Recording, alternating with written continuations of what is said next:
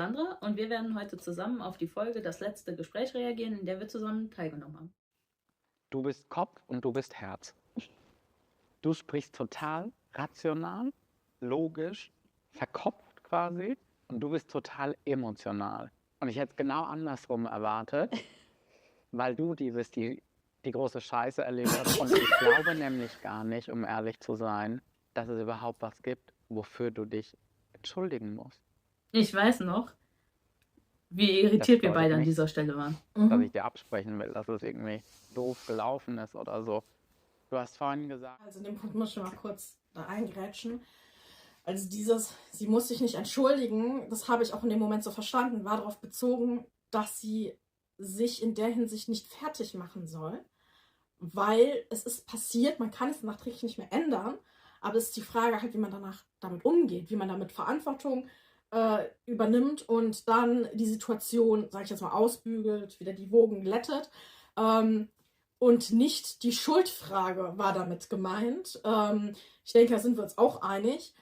Ich muss aber auch in dem Punkt sagen, ich habe keine Entschuldigung von der Sandra in dem Punkt erwartet, weil ich weiß, wie sie zu dem Thema steht allgemein, aber auch, weil ich weiß, dass sie von ihrem Typ Mensch kein Mensch ist, der was willkürlich macht, um jemanden zu verletzen. Die Menschen, die ich eben schon angesprochen habe, die so richtig, ich sage jetzt mal ganz ehrlich, asozial mir gegenüber reagiert haben, da hätte ich zum Beispiel eine Entschuldigung erwartet, weil das sind auch Menschen, die nicht einsehen, und die habe ich auch im Nachhinein damit konfrontiert, die aber nicht eingesehen haben, dass sie was falsch gemacht haben und dann diese Umkehrrolle, wie heißt das? Diese Umkehrrolle, ne? Also dass die Opfer sind in der Situation. Ach so. Ja, ne, das haben die dann ausgespielt. Und bei solchen Menschen würde ich dann erwarten, ja, du solltest dich entschuldigen bei mir, ne?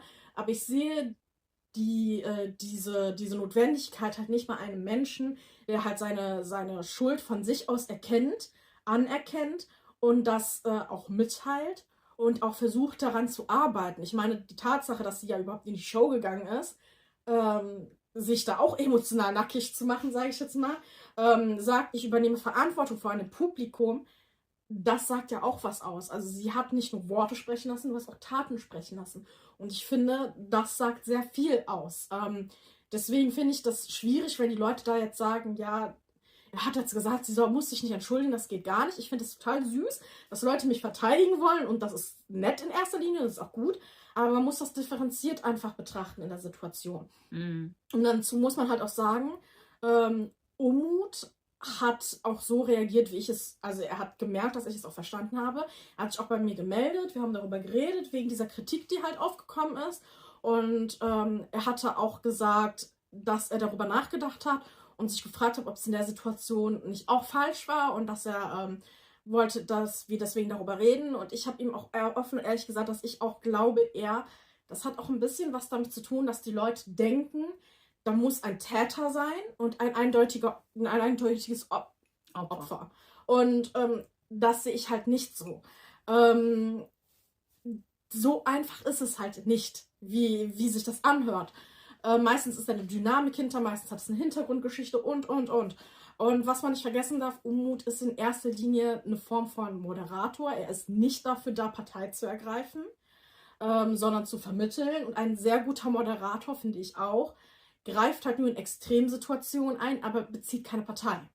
Und da muss ich ehrlich sagen, finde ich, hat er es gut gemacht, weil er war dafür da, dass wir den Konflikt aufarbeiten, dass wir gucken, geht jetzt bei uns beiden vor, wie geht es der anderen Person, wie gehen wir damit in Zukunft um. Das, finde ich, hat er super gemacht. Kann die Kritik auch verstehen, die ist ja in erster Linie auch berechtigt, aber so extrem, wie mir erzählt wurde jetzt, dass es sein sollte, von wegen, dass man sich entschuldigen muss, zugunsten der Opfer, finde ich auch kritisch so Aussagen, weil ich der Meinung bin, ich finde es super, wie gesagt, dass Leute versuchen, Partei zu ergreifen und mich zu schützen, aber das ist auch eine Form von Entmündigung. Und gerade wir Betroffenen finden es nicht super, wenn man sagt, was für uns das Beste wäre. Leute, redet nicht über uns, sondern mit uns, bezieht uns mit ein und geht nicht hin und redet über uns. Das finde ich genauso schwierig, wie wenn jemand unbedacht Victim Blaming einfach macht, weil man entmündigt uns damit. Und es ist nicht gut zu glauben, Ich weiß besser, was der andere Mensch braucht, dann wisst ihr nicht. Ihr seid nicht in dieser Position. Selbst wenn ihr das Gleiche erlebt habt, könnt ihr nicht wissen, was das Beste für diese Person ist. Das weiß nun mal die Person selbst nur am besten.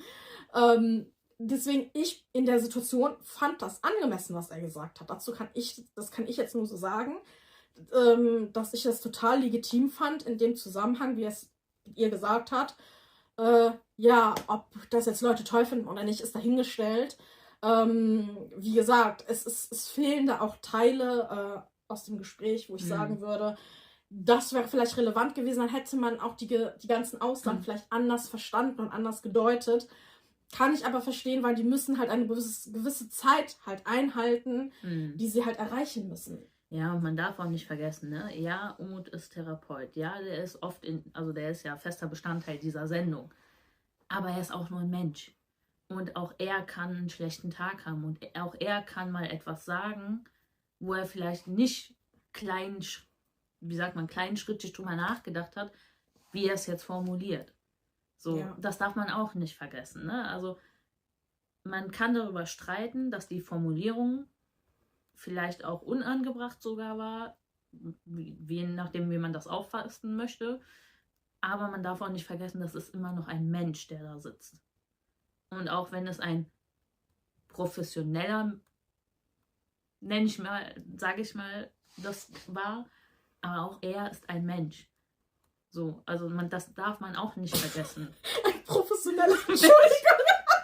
Ja, also ich weiß, was du meinst. Ne? Also nur weil er Therapeut ist, heißt es nicht, dass er dann allwissend ist und keine Fehler macht. Ja, also es ist halt... Aber das denken Menschen oft. Ja, also ich habe auch oft sehr viele Therapeuten kennengelernt und mit denen geredet. Leute, nicht alle von denen, die sind normale Menschen, die auch Fehler machen, die unbedacht handeln. Manche schlafen sogar in Sitzungen ein. Ja, sowas gibt es. Das ist jetzt verallgemeinert, ne? Das ist jetzt nicht auf Umut bezogen. Nein, also Umut ist nicht eingeschlafen, er ist einer der Guten. Also, ja, aber das gibt es, Leute. Deswegen, ich kann die Kritik verstehen, die ist ja auch, wie gesagt, berechtigt. Aber man sollte das halt einfach ein bisschen distanzierter betrachten, mit ein bisschen Objektivität. Ne? Ich sage das jetzt so, es ist für mich sehr schwer, sowas objektiv zu betrachten, weil ich natürlich jetzt da involviert bin emotional, genauso wie du. So objektiv sind wir da natürlich nicht. Ne? In gewisser Weise sind wir natürlich voreingenommen. Aber wir wünschen uns natürlich das andere, wenn ihr das seht, da ein bisschen euch zurücknimmt und denkt, okay, wir machen mal kurz einen Schritt zurück und gucken uns das nochmal entfernt an. Ne? Das tut uns allen immer ein bisschen gut. Seid freundlich, Leute. Ja? Und alles, als die Nachricht kam, an wen hatten sich dein Frust gerichtet? An mich. Warum? Weil ich einfach nicht diese Zeichen auch erkannt habe oder auch generell nicht so wusste, wie ich damit umgehen soll. Irgendwo war einfach diese Hilflosigkeit und auch einfach dieses, dass man nicht weiß, wie man helfen kann, weil ich halt immer gerne den Leuten helfen will. Okay, dann kann ich, glaube ich, besser verstehen, warum du dir gegenüber frustriert warst. Ich sitze nämlich die ganze Zeit da hinten und warte eigentlich auf diesen Moment, wo du auf den Tisch schaust und sagst, das war Kacke. Mach den Tisch kaputt. Das tut mir weh bis heute. Ich lache da, weil, also ich kann schon auf den Tisch schauen, aber also es kommt auf die Situation an. Ne? Also ich hab's nicht gefühlt. Ich hatte einfach das Feeling war nicht da, dass ich sage, ich werde auf den Tisch schauen und sagen, hier ist alles Kacke. Ne? Du bist scheiße, ja, Sandra. Also das Feeling hatte ich einfach nicht. Wie gesagt, das ist für mich was anderes. Ich war schon in Situationen, wo ich ausgerastet bin, wo auch Leute gesagt haben, ey, du bist gemein, bla bla bla. Aber das waren prekäre Situationen, wo andere Personen sich auch echt grenzwertig verhalten haben. Und da war ich überfordert, das entschuldigt auch nicht mein Verhalten. Da bin ich auch ausgetickt. Und ja, aber man muss sagen, das ist ja eine Situation, wo mein Gegenüber mir signalisiert, ich verstehe dich, ich sehe dich, ich fühle deinen Schmerz. Und ich empfinde selber Frustration über mich selber. Also ich finde das deswegen sehr logisch, dass ich da nicht sage, so, ich bin voll irrational, emotional und will dir jetzt verbal so eine klatschen oder so. Ja, wieso soll ich das? Also, weißt du, in dem Zusammenhang habe ich das einfach nicht gefühlt. Deswegen musste ich da halt auch so lachen, weil ich fand das halt, es passte nicht, ne? Also passt auch in dem Sinne nicht zu mir. Ich kann aber auch verstehen, dass er das so jetzt ausführt, weil ich glaube, dass das eben bei vielen sein könnte, dass sie so reagiert hätten. Ja, und die Erwartungshaltung auch da ist, wieso dass kommt du da so nichts? reagieren würdest. Genau, und ja, kann ich mir auch vorstellen. Selbst und für Sandra und für alle anderen Betroffenen. Deswegen meine ich so ein bisschen verkopft. Und ich warte auf den Moment, wo du sagst, ich war pissig und frustriert dem Leben gegenüber. Dass es überhaupt jemandem passiert ist, der dir wichtig ist. Warum hast du denn zum Beispiel gesagt, aber du bist doch so stark, nee, kann gar nicht sein? Man versuchte einfach, diese Erwartung irgendwo auch aufrechtzuerhalten. Und welche Erwartung wolltest du aufrechterhalten? ich hatte immer eher das Gefühl, sie kommt mit den Sachen halt selber zurecht. So. Wenn sowas Schlimmes einer so starken Person passieren kann, was heißt denn das für den Rest von uns? Ja, dass es halt jedem passieren kann. Wir anderen haben da eigentlich verloren. Und du hast gerade gesagt, ich wollte es auch gar nicht wahrhaben. Ich weiß nämlich gar nicht, um ehrlich zu sein, ob diese Fragen wirklich an mich gerichtet waren. Also ob dieses, nein, das kann dir gar nicht passiert sein und was? Ob das eigentlich quasi Ausdruck deiner Ungläubigkeit war.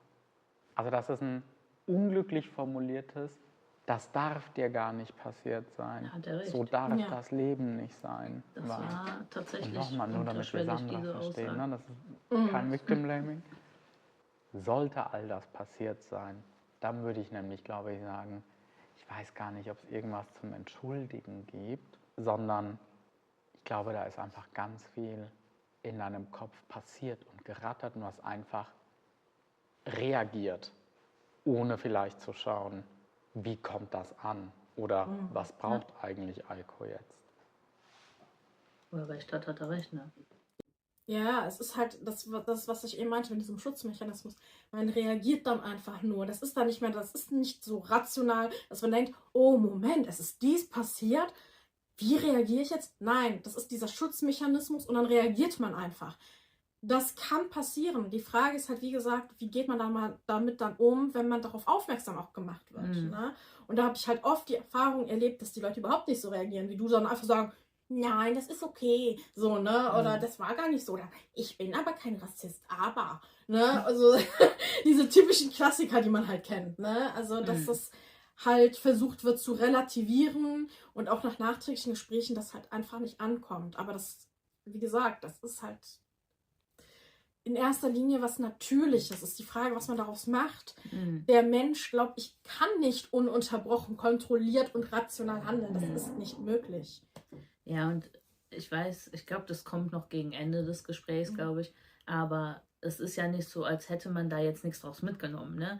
Also ich meine auch zum Ende des Gesprächs hin, habe ich auch gesagt, ich lerne daraus, dass ich in dem Moment einfach mir die Zeit nehmen muss oder sagen muss, man lernt halt daraus und man nimmt daraus ja auch Sachen mit, so wie, ich weiß, wenn sowas kommt, ich antworte nicht direkt und wenn ich direkt antworte, dann sowas wie, ich melde mich später.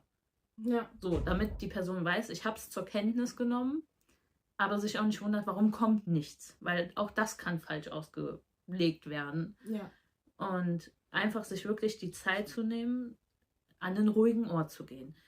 Wirklich runterzukommen, sich von anderen abzuschotten, um da wirklich auch drüber nachdenken zu können. Ne? Und ja, also wir hatten vor kurzem Überlegungsgut. jetzt wieder so eine Situation, da ist mir wieder was Komisches passiert mit so komischen Typen und da hat sie auch anders reagiert, so ist das nicht. Ne? Da hat sie gesagt, so, hey, ich melde mich gleich nochmal in meiner Pause, ich bin gerade tief in der Arbeit drin, ich kann jetzt gerade nicht einfach rausgehen. Kein Thema. Ne? Und dann ist auch in Ordnung. Ne? Aber dass man sich einfach diese Zeit nimmt und daraus wirklich lernt, das denke ich ist halt sehr wichtig. Ja. Und ja, wie gesagt, das hat sie auch am Ende betont. Deswegen, ich kann auch Unmut da in dem Punkt sehr gut nachvollziehen, wie er argumentiert hat, dass er sagt, hey, vielleicht bedarf es gar keine Entschuldigung, weil es einfach in der Form, wie es kommuniziert wurde, gar nicht wirklich an Aiko gerichtet war. Klar ändert das nicht, dass mich das dann verletzt hat, aber es ist halt auch immer eine Sache, wie arbeitet man das auf. Dadurch, dass ich natürlich Schwierigkeiten hatte, das anzusprechen, habe ich natürlich auch nicht verbessert. Deswegen haben wir das halt über dieses Format gemacht. Ich habe, muss ich auch sagen, sehr viel darüber gelernt, wie wir am besten Sachen ansprechen. Und ja, also, ich finde, uns hat das schon was geholfen, definitiv. Definitiv.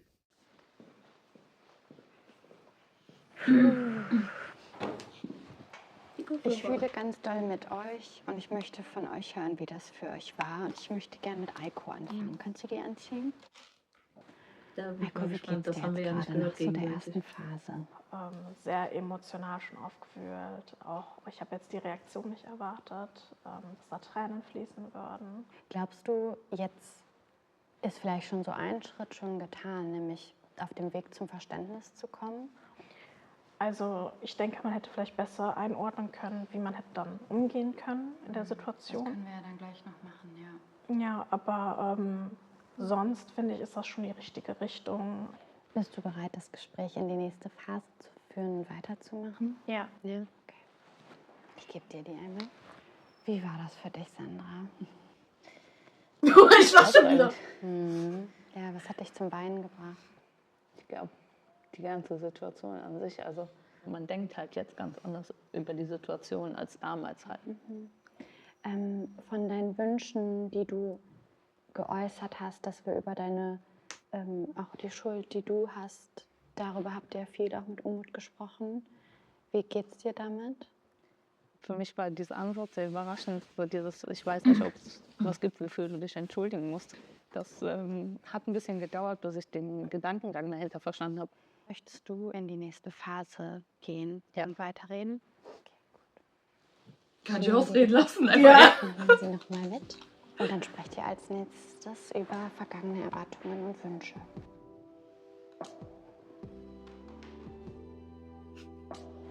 Eiko, als du dich damals Sandra anvertraut hast, was hättest du dir von ihr gewünscht? Gewünscht hätte ich natürlich irgendwas in der Richtung wie, hey, kann ich nachvollziehen, kann ich verstehen. Ich bin für dich da. Ja. Für mich war es eben diese Selbsterwartung. Ich kann nicht auch. Ja, da fehlt auf jeden Fall was. Also ich glaube, das war die Frage, wo ich dann eine Frage bekommen habe und ich habe voll lange nachgedacht, weißt du, ne? Und ich dann so, ich habe die Frage vergessen, kannst du noch mal sagen? Ne? Und alle haben so gewartet, bis ich was sage. Man will helfen, man möchte denjenigen unterstützen.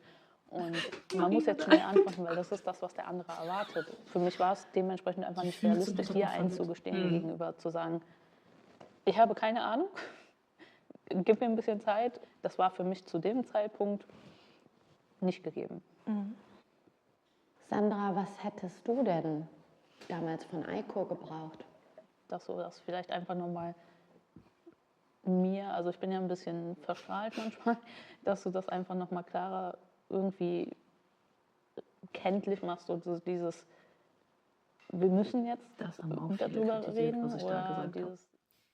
Die Kritik war viel dieses, ich habe ja gesagt, ich hätte vielleicht ein bisschen gebraucht, weil ich es einfach nicht gecheckt habe, dass du nochmal klarer, deutlicher sagst. So. Und dann haben viele gesagt, man kann nicht erwarten von einer Person, der das passiert ist, dass sie das auch so kommuniziert. Das wäre selbstverständlich gewesen. Finde ich schwierig, es so zu formulieren, weil... Also ich es ist muss jetzt sagen- auch übertrieben. Ja, überspitzt, ne? ja, ich Aber weiß, was du meinst, aber es ist halt tatsächlich so, wenn die andere Person nicht verstanden hat, was sie falsch gemacht hat, wie soll sie es denn verstehen, wenn ihr das niemand sagt? So, und ich muss halt auch sagen, so wie ich es damals gesagt habe, das sieht man ja jetzt nicht. Es liegt einfach daran, wir wurden gefragt, ob wir noch diesen Chatverlauf haben. Wir haben beide in der Zeit die Handys sehr oft gewechselt, ich unfassbar oft. Dadurch haben wir einfach den Chat nicht mehr, ne? Auch nicht archiviert oder sonstiges. Aber ich weiß noch, wie ich es formuliert habe. Und so wie ich es formuliert habe, kann ich im Nachhinein nachvollziehen, wieso es nicht ganz verstanden wurde. Weil da war ja noch eine andere Person in dem Chat drin und die hat es auch nicht verstanden.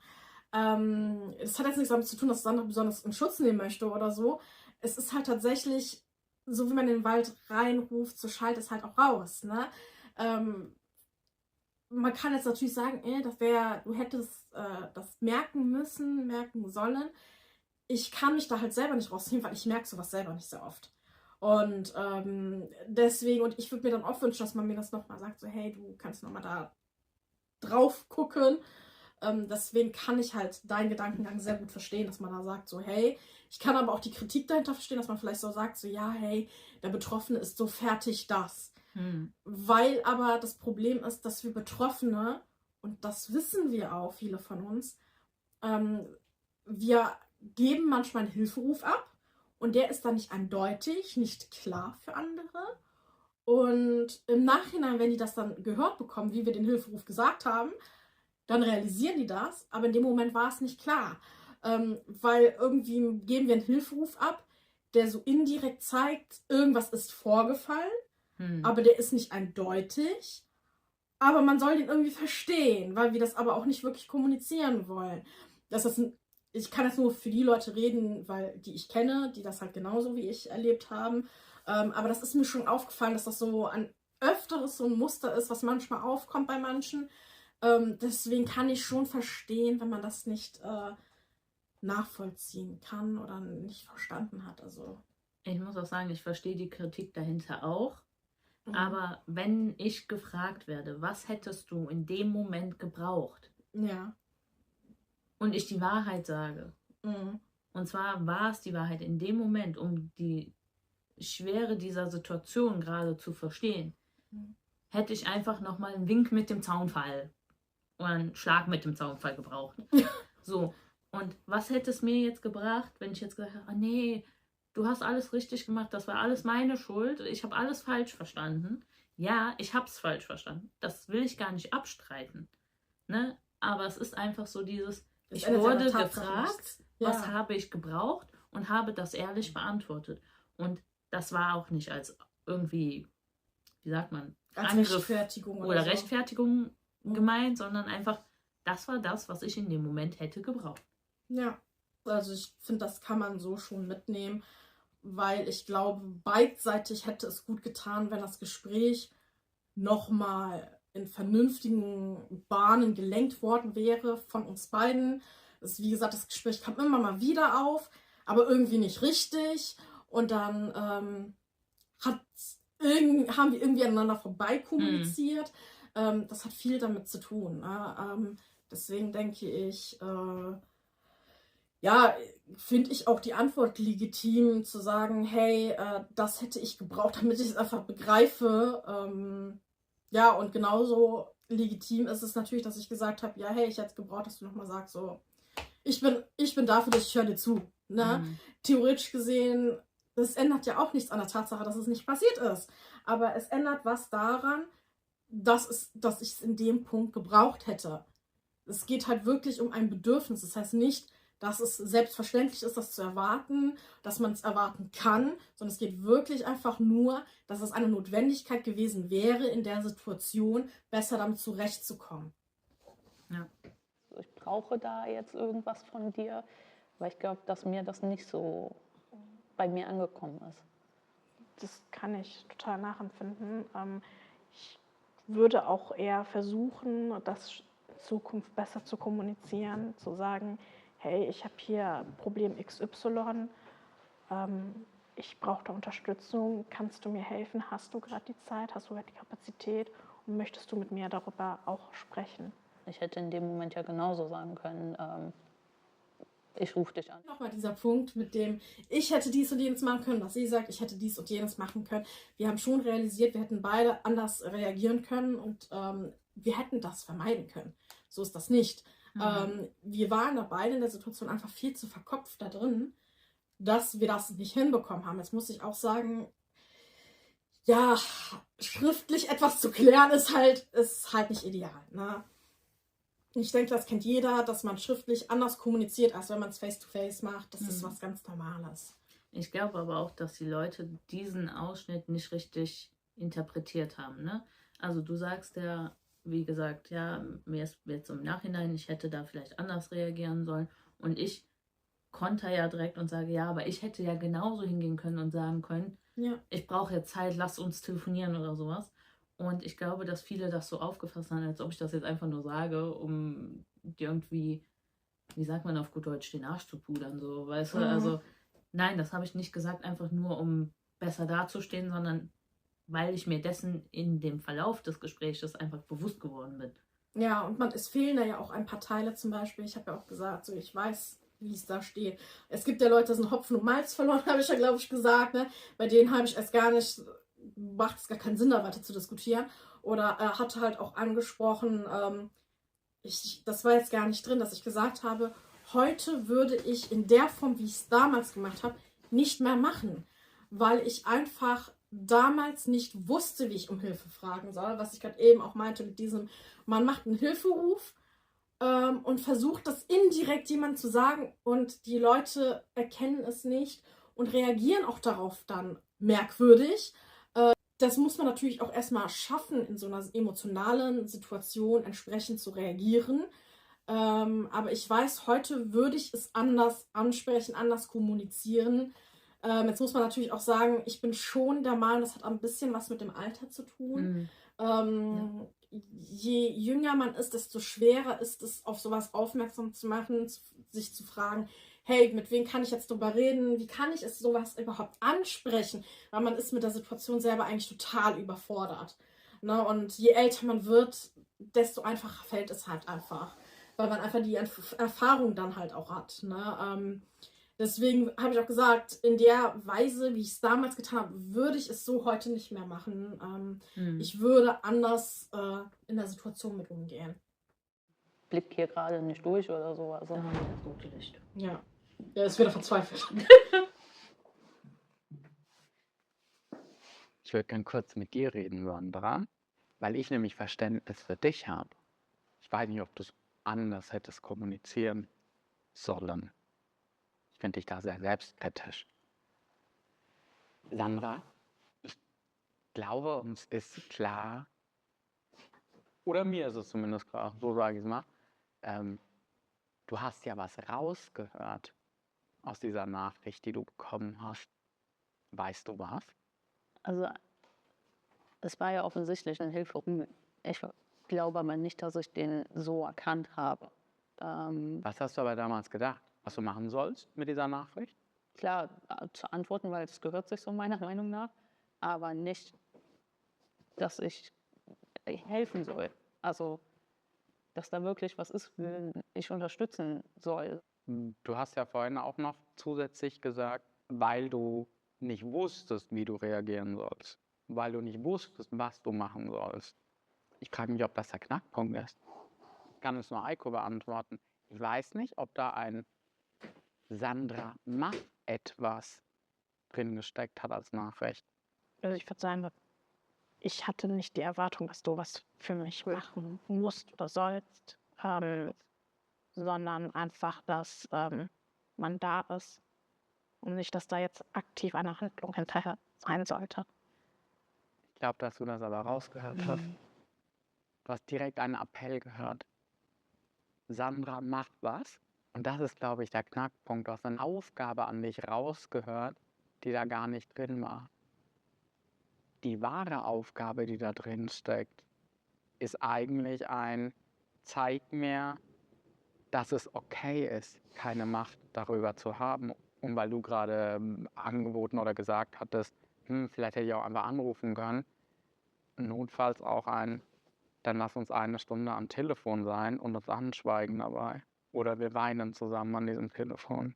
Quasi ein Zurückspiegeln, dass die Situation wirklich kacke ist und dass alle möglichen Gefühle, die Eiko fühlt, aber die du gar nicht benennen konntest oder kannst, dass sie da sein dürfen. Also wenn überhaupt eine Aufgabe drin steckt, dann war es das. Aber ich glaube, du hast was anderes gehört. Ja. Wer recht hat, hat er recht. Ja.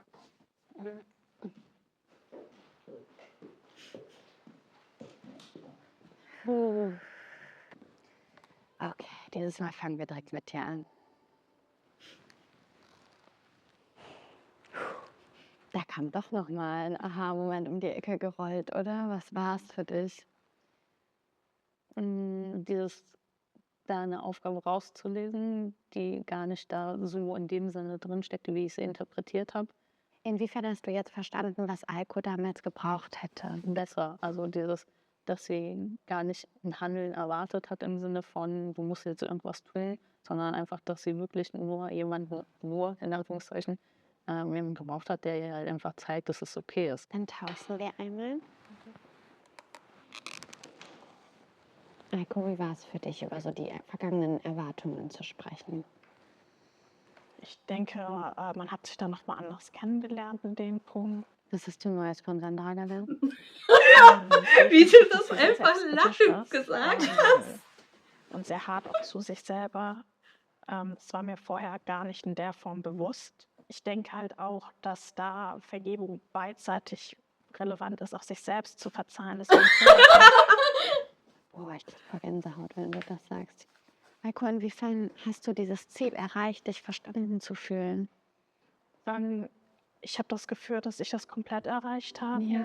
Dann nehme ich dir das hier nochmal ab und dann sprechen wir als nächstes über eure Zukunft. Genau, das wollte ich auch noch kurz sagen. Als Unmut da gerade eben kam, ne, wo es rot geworden ist, hat sehr vieles auch gefehlt, weil da kam auch diese Diskussion, wieso nehmen alle Aiko als stark wahr. Ne, weißt du noch? Und dann habe ich gesagt, so, ja, keine Ahnung warum. Weiß ich auch nicht. Ich hab's dann für dich beantwortet. Ja, genau, da hast du es beantwortet. Und er meinte so, vielleicht nimmt man das eher so, weil Aiko immer sehr rational klingt, dass man sie für sehr tough hält. Und das ist eigentlich diese Rationalität. Ne? Und das war jetzt zum Beispiel auch nicht drin, was aber sehr stark erklärt zum Beispiel die Dynamik dahinter. Ne? Wieso du halt so reagiert hast, wie du reagiert hast.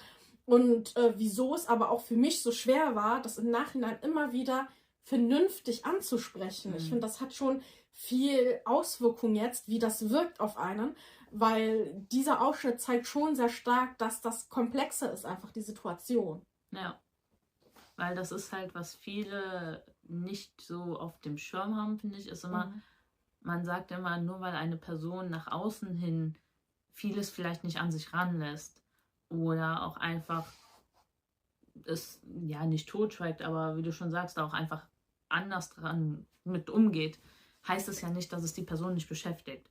Ja. So, und das ist, glaube ich, und da nehme ich mich auch nicht raus, das ist einfach das Problem, was viele Menschen einfach nicht verstanden haben. So. Ja.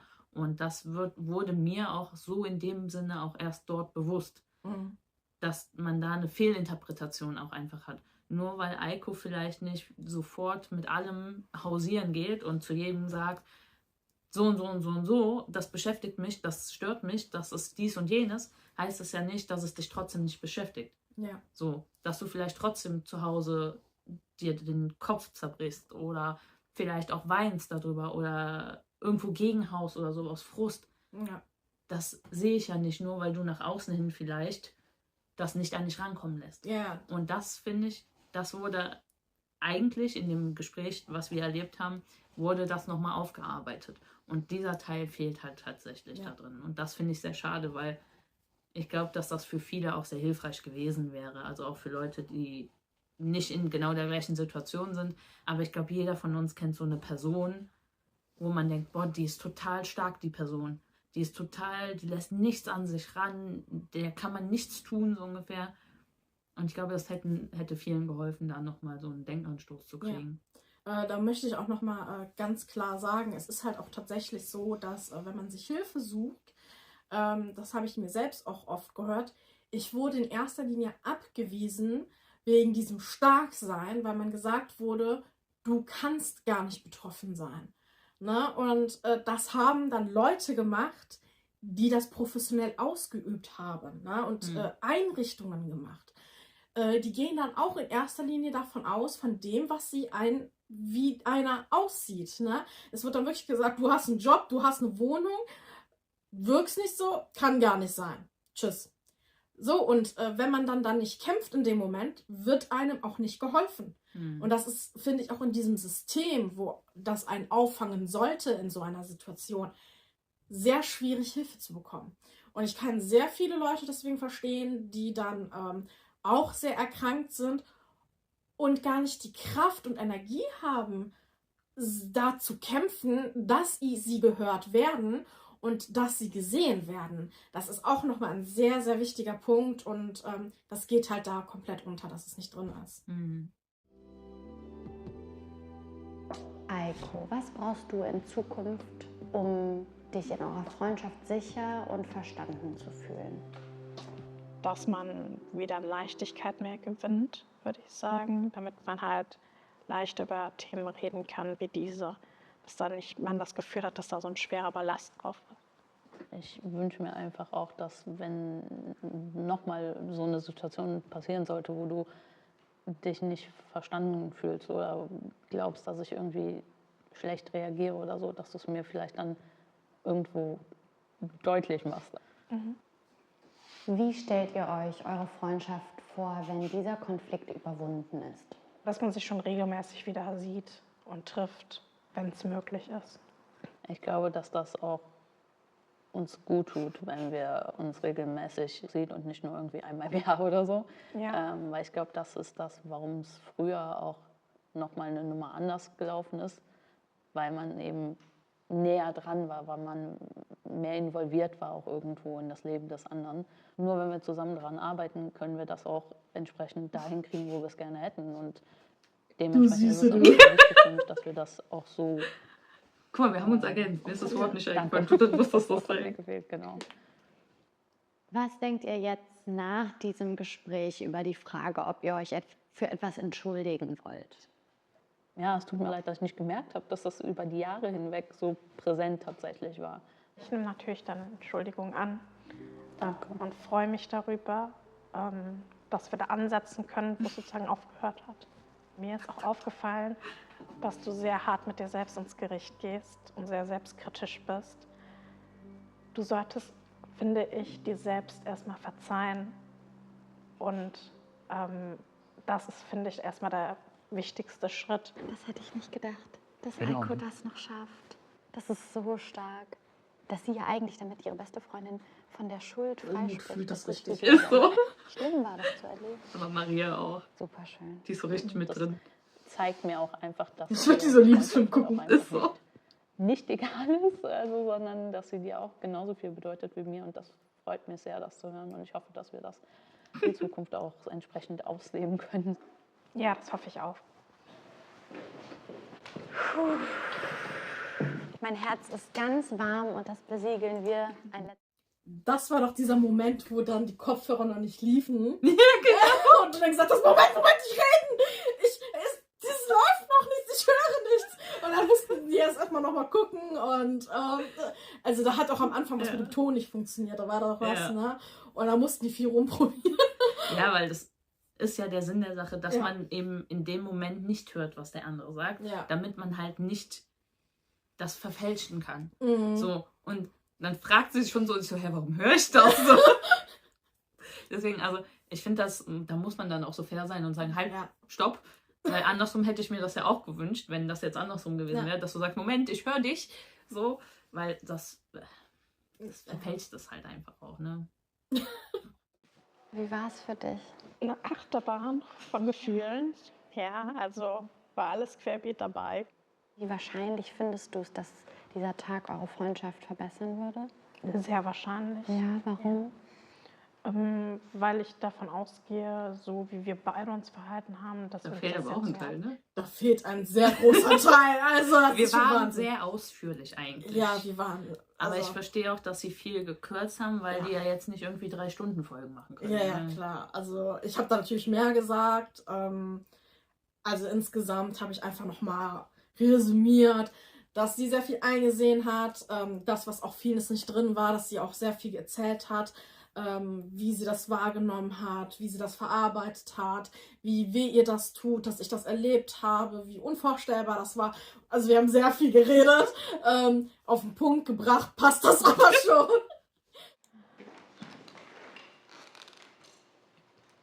Wie war das für dich, Sandra? Erleichternd? Ja, Ja, also das jetzt zu sehen, dass wir ja offensichtlich in die gleiche Richtung wollen, war schon sehr erleichternd. Sandra, glaubst du, dass dieser Konflikt jetzt zwischen euch geklärt ist? Ich denke schon, dass da noch so ein Nachwehen im Sinne von, dass man nochmal über das, was heute jetzt passiert ist, nochmal in Ruhe drüber spricht und das nochmal so Revue passieren lässt. Aber ich glaube schon, dass es damit dann aus der Welt geschaffen ist. Wie schön. Und das war schon auch das, was du dir vorher erhofft hattest. Ja. Also ist das eingetreten. Ich kann mit Schön. sowas voll nicht umgehen. Dann habt ihr es geschafft. Und ich habe das Gefühl, ich muss euch gar nicht fragen, ob das letzte Gespräch war, oder? Weil ihr Pläne geschmiedet habt für die Zukunft, eure Freundschaft sogar noch enger zu gestalten. Und ich lasse euch jetzt alleine und ihr könnt selber entscheiden, wie ihr diesen Moment irgendwie für euch besegeln wollt. Ob das eine Das war so awkward. Ja. So, ich weiß noch, sie sagt das so, ja, ihr könnt dann selbst für euch entscheiden, wie ihr das hier beenden wollt, versiegeln wollt, so. Und ich weiß noch, wir haben uns so angeguckt und waren richtig überfordert, weil wir beide nicht wussten, was wir Ja. machen sollen, so. Was ist Ja. jetzt angebracht und was nicht. Ja, das war irgendwie wirklich ein bisschen awkward und irgendwie der Tisch hat irgendwie gestört, fand ich in der Mitte. Ja, man musste halt erstmal um den Tisch wieder rumlaufen, also... Ja. Und ich finde Ja. auch den Schnitt gerade eben schwierig, weil man hat nicht gezeigt, wie ich die Kopfhörer gerade abgesetzt habe. Ja. Und dann redet sie aber schon mit uns. Also es sah gerade aus, als hätte schon die Kopfhörer im Prinzip an. Und die redet dann einfach mit uns beiden. Aber gut. ihr euch sagen wollt. Vielen, vielen Dank, dass ihr bei uns wart. Danke. Ja, siehst du wirklich, irgendwie, man merkt voll, wie merkwürdig das für uns ist. Absprechen so. Ja, was machen wir jetzt? Stehen wir jetzt auf? Nee, genau, ich habe gesagt Hugging oder so. Ja, Ne? So Hug oder so.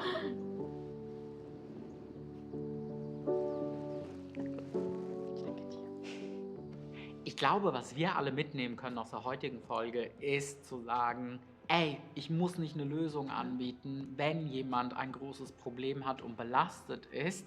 Es reicht ganz oft, die Schulter anzubieten und zu sagen, ich setze mich gerne mit dir auf den Boden, wenn du hinfällst. Ich reiche dir Ah, aber auch finde die ich schön Hand, wenn du zusammengefasst, dann ja. bereit bist, wieder aufzustehen. Wie fandet ihr eigentlich das Gespräch? Und glaubt ihr, dass die beiden es tatsächlich schaffen, auch durch dieses Gespräch ihre Spoiler, Freundschaft ja. auf so eine neue Ebene zu bringen? Schreibt uns das gerne in die Kommentare. Jetzt verlinken wir hier eine Folge, das letzte Gespräch, auch zum Thema Freundschaften. Und hier findet ihr auch noch eine Folge Deep und Deutlich, in der die Content-Creatorin Marie auch über Victim Blaming spricht. Ja, also, wow, ich bin sehr verwundert, was jetzt am Ende rausgekommen ist, aber positiv, im positiven Sinne. Ich finde, die haben es trotzdem sehr gut zusammengeschnitten, sehr gut zusammengefasst. Das Wichtigste ist auf jeden Fall drin. Klar denke ich, dass viele Ausführungen geholfen hätten, das anders zu sehen, jeden von uns anders zu sehen, weil ich denke, das hat schon viel ausgemacht, wie viel da rausgenommen wurde. Ja. Aber gut, die haben eine begrenzte Zeit, wo die sich dran halten müssen. Auf den Schnitt haben die halt tatsächlich keine Auswirkungen. Finde ich aber trotzdem sehr gut gemacht.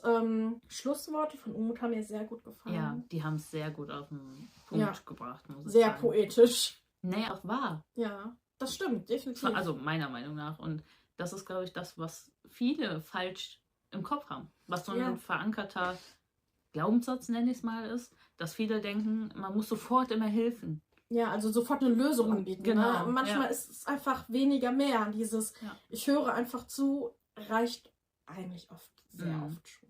Ja. Ja, Video war super. Zweiter Teil wird folgen, wo wir auf die Kommentare reagieren. Vielen Dank. Macht's gut.